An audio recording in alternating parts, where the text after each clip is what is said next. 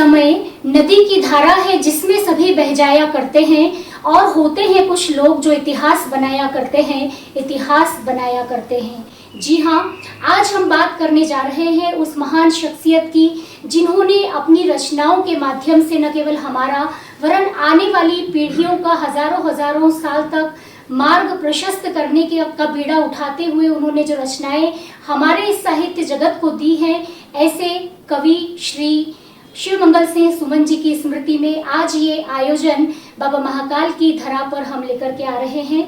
नमस्कार, मैं सभी दर्शकों का उज्जैन टीवी की ओर से हार्दिक अभिनंदन करता हूँ, स्वागत करता हूँ। और ये महाकालेश्वर की नगरी है।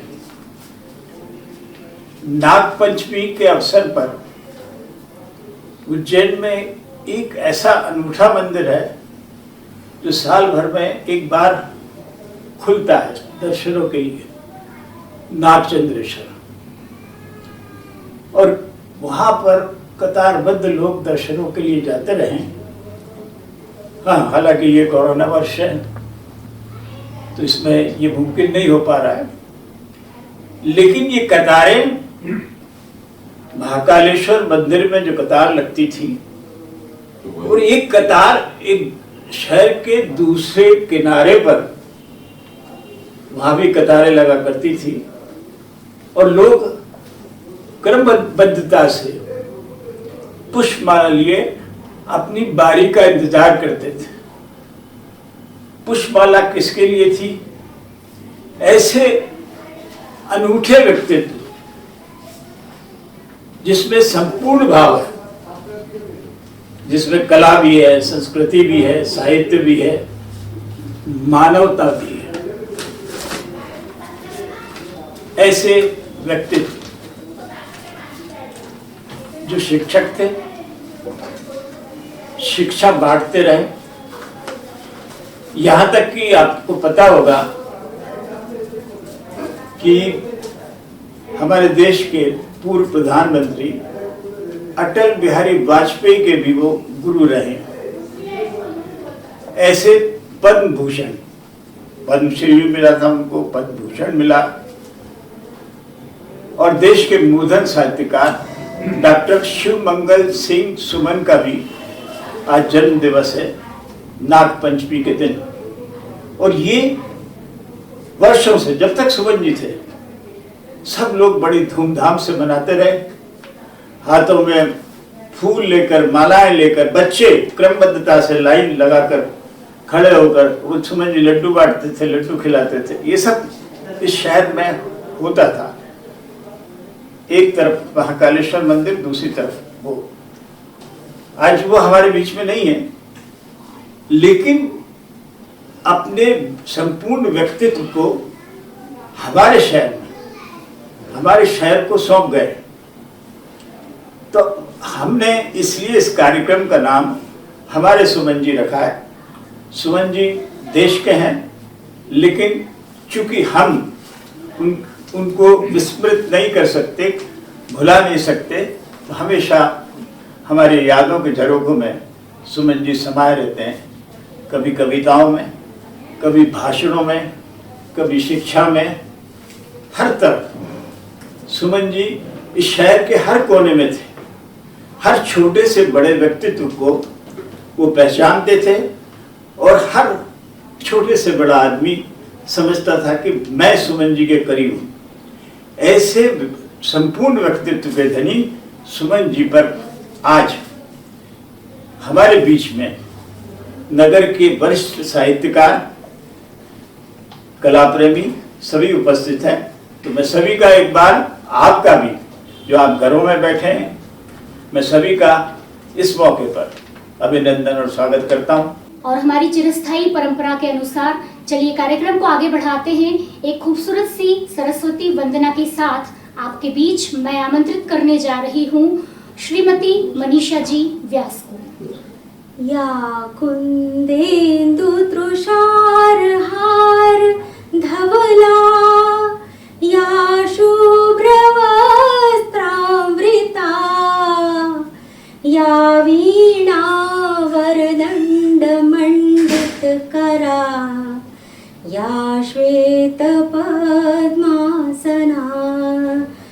या ब्रह्माच्युत शङ्कर प्रभृतिभिर्देवै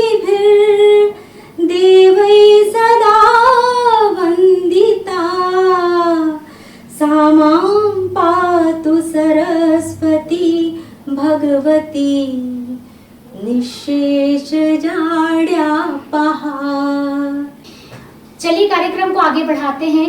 हम आमंत्रित करते हैं हमारे मार्गदर्शक, हमारे प्रेरणा स्रोत, जिन्होंने अपने काव्य के माध्यम से हमारे समाज को एक योगदान दिया है। आदरणीय श्री अशोक वक्त जी को मैं आमंत्रित करती हूँ। साधी सरल तरल बहता हूँ, मैं कालिदास की शेष कथा कहता हूँ। मुझको न मौत भी भय दिखला सकती है, मैं महाकाल की नगरी में रहता हूँ। सुमन जी उज्जैन को समर्पित थे और उज्जैन सुमन जी पर अपने प्राण लुटाता रहा। उन्होंने लिखा, जिसके ग्रह ग्रह में संस्कृति की निधि बिखरी, जिसके ग्रह ग्रह में संस्कृति की निधि बिखरी, जिसके छोने थे इतिहासों के प्रहरी, उसके अतीत को वर्तमान करने में सो सुमन मिटे पर जिए अवंती नगरी। वाह वाह। सुमन जी का जन्म उत्तर प्रदेश में उन्नाव जिले के झगरपुर गांव में हुआ था। कहते हैं कि उसका नाम झगरपुर इसलिए पड़ा कि वहाँ बहुत वीर लोग होते थे और बहुत लड़ाकू लोग हुआ करते थे। तो सुमन जी के जो पितामह थे वो 1857 के स्वतंत्रता संग्राम में शहीद हुए थे। उस छोटे से गांव में बहुत सारे लोग आज भी फौज में गए हैं। सुमन जी के पिता, चाचा सब रीवा राज्य की फौज में, पहले उनके पिताजी ग्वालियर राज्य की फौज में थे। उनका जन्म नागपंचमी की सुबह हुआ था।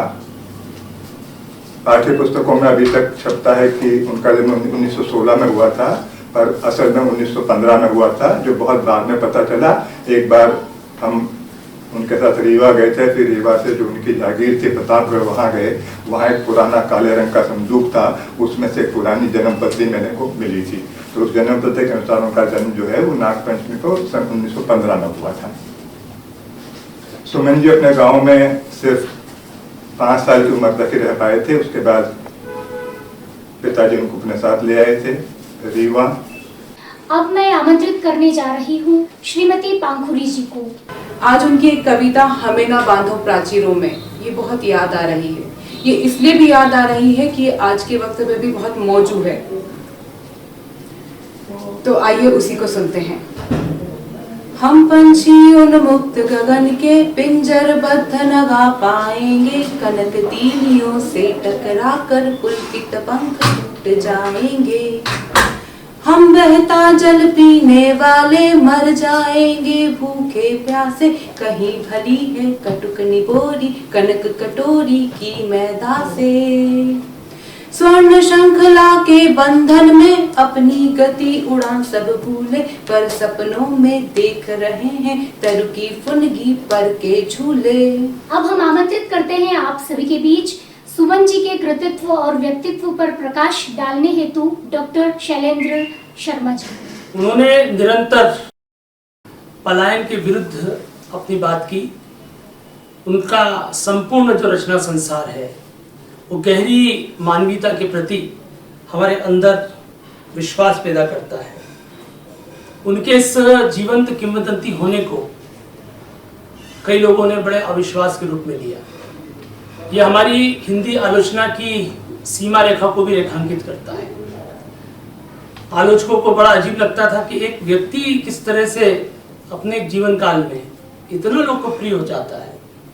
कविताएं जो हैं वो लोक कविता के रूप में लोगों के कंठों में बस जाती हैं। स्थिति यह भी हुई कि वरदान मांगूंगा नहीं जैसी उनकी जो महान रचना है, जब भारत के प्रधानमंत्री उसको प्रस्तुत करते हैं तो बाद में ऐसा लगता है कि जैसे वो कविता अटल जी की कविता है। वरदान मांगूंगा नहीं, ये हार एक विराम है, जीवन महासंग्राम है। तिल तिल मिटूंगा पर दया की भीख मैं लूंगा नहीं, वरदान मांगूंगा नहीं। स्मृत सुखद प्रहरों के लिए, अपने खंडहरों के लिए, ये जान लो मैं विश्व की संपत्ति चाहूंगा नहीं, वरदान मांगूंगा नहीं।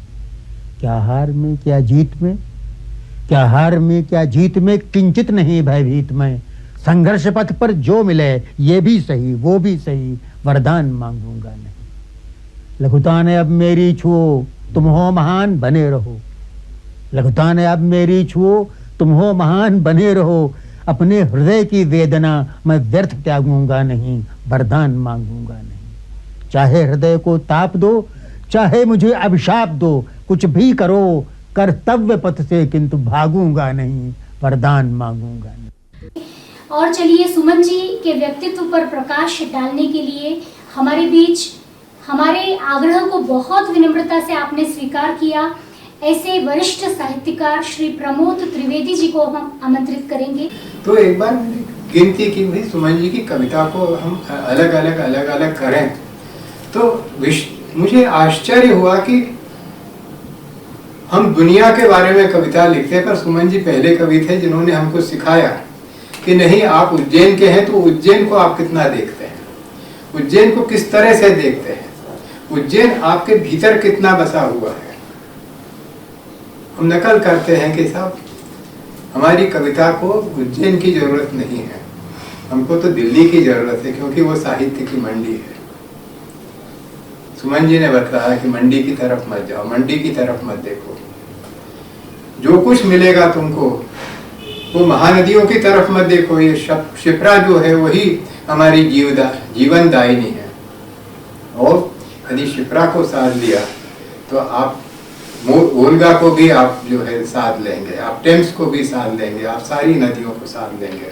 पर यदि आपने अपनी नदी को, अपनी धरती को, अपने नगर को, अपने मोहल्ले को, अपने परिचितों को अगर उपेक्षित कर दिया तो कविता से आप धीरे धीरे दूर चले जाएंगे। हिमगिर के उर का दाह दूर करना है, हिमगिर के उर का दाह दूर करना है। मुझको सरसरिता नद निर्जर भरना है।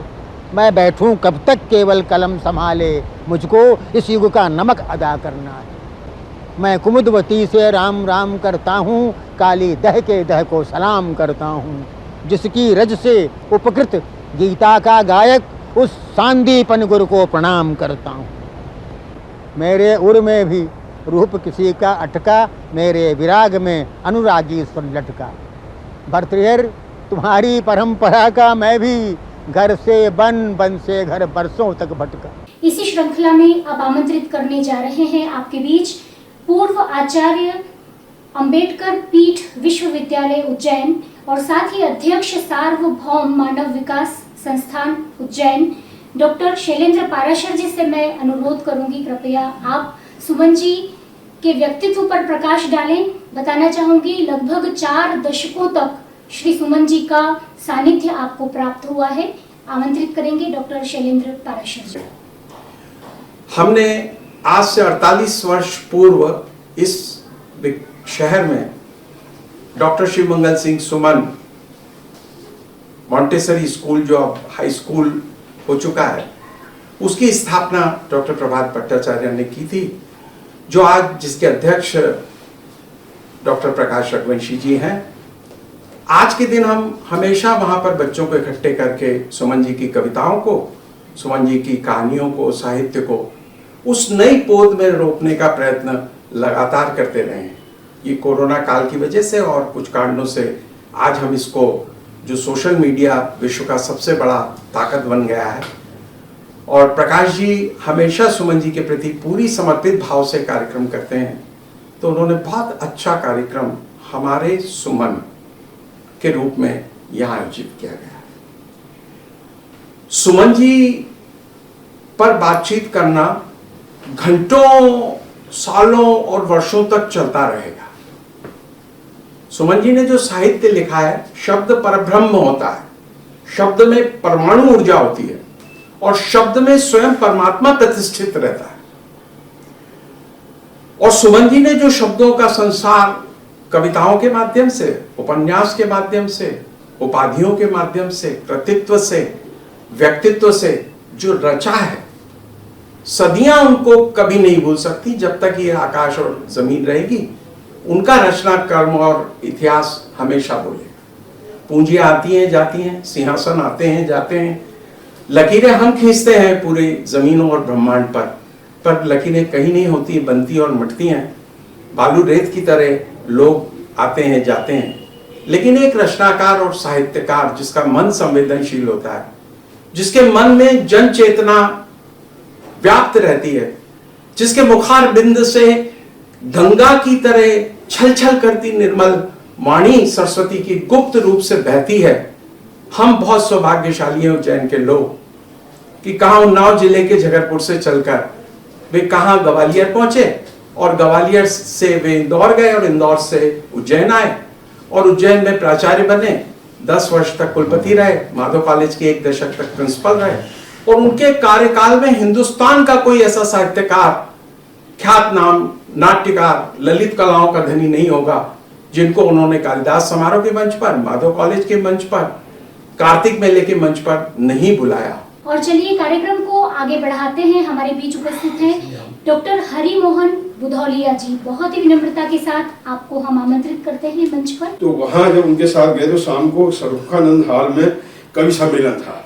हमारे साथ वहाँ के हिंदी के विभाग अध्यक्ष रामजी तिवारी भी थे। बोले यार हमें जाने देंगे? अरे हम सुमन जी रहेंगे, कौन रोकेगा? सुमन जी बोले नहीं, हमारे पीछे पीछे आ जाना। मंच पर हम लोग चले गए और कमलेश्वर संचालन करने ही वाले थे कि पूरी भीड़, 3000 श्रोताओं की भीड़ चिल्ला पड़ी, सुमन जी सुमन जी सुमन जी। तो तुरंत उन्होंने माइक छोड़ा, बोले डॉक्टर साहब आइए, आप आइए, आपको ही पब्लिक चाह रही है। तो ऐसे श्रेष्ठ वक्ता जो केवल उज्जैनी में लोकप्रिय नहीं थे, मध्य प्रदेश में ही लोकप्रिय नहीं थे, बाहर बहुत अधिक लोकप्रिय थे। और एक बार का मुझे याद है 2007 में विश्व हिंदी सम्मेलन में हम यूएन इसमें गए थे, विश्व हिंदी सम्मेलन में न्यूयॉर्क, और वहाँ से हम अपने एक साले साहब के यहाँ वाशिंगटन डीसी चले गए। उन्होंने कहा जी आपके बहुत अच्छी जगह आपको ले चलते हैं, मुरारी बापू के प्रवचन चल रहे हैं। एक स्टेडियम में मुरारी बापू के प्रवचन चल रहे थे। मैं पहुंचा यहाँ, कई बार सुखनंदन जोशी ने लोगों ने बुलाया था, थोड़ा बहुत तो जानते थे। हमने अपना कार्ड भेज दिया उनके पास। कार्ड देखा, बोले अरे बाबा महाकाल की नगरी से हमारा भक्त आया है और मैं 2 ही लोगों को प्रणाम करता हूँ, बाबा महाकाल को और सुमंगल सिंह सुमन को। और सुमन जी के यही घर तक वो ये जो महाकाल की नगरी में रहता हूँ, मुझे मृत्यु को खुद उन्होंने सुनाई। और सारे बच्चे और गुजराती लोग सुमन जी सुमन जी सुमन जी चिल्ला अपने अपने आंखों प्रत्यक्ष दर्शी देखा। तो चलिए इसी कड़ी में अब हम आमंत्रित करने जा रहे हैं डॉक्टर शिवमंगल सिंह सुमन जी के सुपुत्र श्री अरुण सिंह जी को कुछ यादें घर की हम आमंत्रित करेंगे। इस बात के साथ अरुण सिंह जी को। तो संस्मरण की बात हुई तो 1-2 छोटे संस्मरण।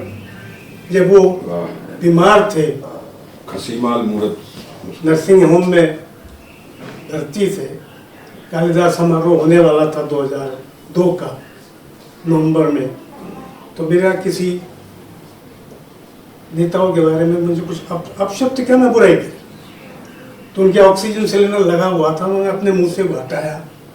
वो कहने एक गांठ बांध लो, कभी किसी की निंदा मत करना।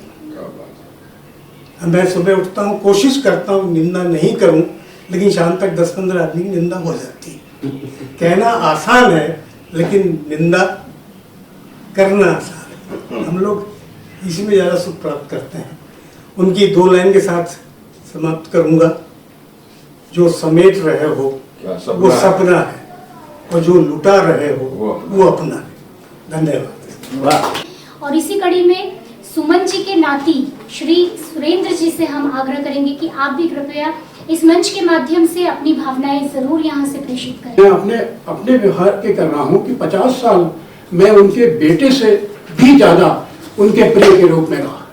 मामा जी तो मैंने बात कर लेते थे सब चीजें, हम इतने अंतरंग थे कि वो बहुत सारी बातें हमसे शेयर करते थे, बहुत सारी चीजें शेयर करते थे आखिरी तक। और फिर हमने कहा कि नाना जी बोले तो मैं यही मकान बनाऊं। तो हमने कहा कि हम रीवा जाएंगे, क्योंकि हम तो रीवा में भी हमारा सब चीज़ है और सब चीज़। बोले नहीं हम तुम रीवा यहीं रहेंगे। हमने कहा नाना जी फिर कि मेरा आशीर्वाद तुम्हें जिंदगी भर रहेगा। आज के इस आयोजन में अपनी उपस्थिति के माध्यम से हमें अभिभूत करने के लिए यहाँ उपस्थित हुए हैं आज के कार्यक्रम की अध्यक्षता कर रहे डॉक्टर कृष्ण मंगल सिंह कुलश्रेष्ठ जी। ये अकस्मात ऐसा अवसर आया कि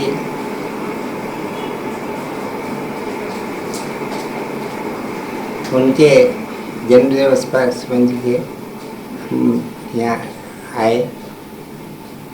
दरअसल ये कुछ योजना कैसे बनी,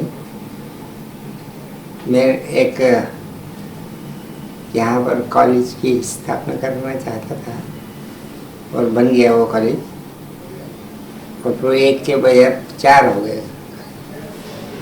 तो आखिरी मेरा जो आशीर्वाद था वो यही था कि बढ़ेगा। वक्त नूर को बेनूर कर देता है, थोड़े से जख्म को नासूर कर देता है। कौन चाहता है अपनों से बिछोड़ना, मगर वक्त मजबूर कर देता है। तो आभार प्रदर्शन के लिए अब मैं आपके बीच आमंत्रित करने जा रही हूँ आदरणीय श्री ओम प्रकाश खत्री जी को। नमस्कार साथियों, आज के इस गरिमामय कार्यक्रम में, सुमन जी के कार्यक्रम में आप सब प्रबुद्ध जन पधारे। ये मेरा निवास, मेरा ऐसा मानना है ये मंदिर हो चुका है। मंदिर था और मंदिर हो चुका है। तो इस घर में, इस कमरे में सुमन जी भी बहुत आए और आप लोग सब आए। आज सबका बहुत बहुत धन्यवाद।